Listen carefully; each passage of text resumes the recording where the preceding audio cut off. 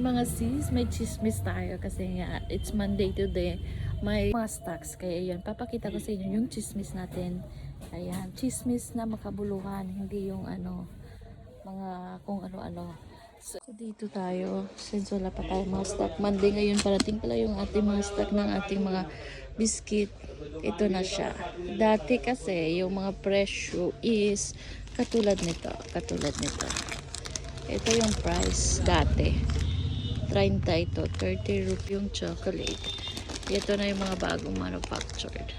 Ito na siya yung March, ayan, September 30 kasi. Kaya ito ngayon, 27 na lang siya. Din siya, dati siyang, ito yung Britannia din. Yung biscuit nila dati tig 30, ngayon 28 na lang siya. Ito siya, dati siyang 100.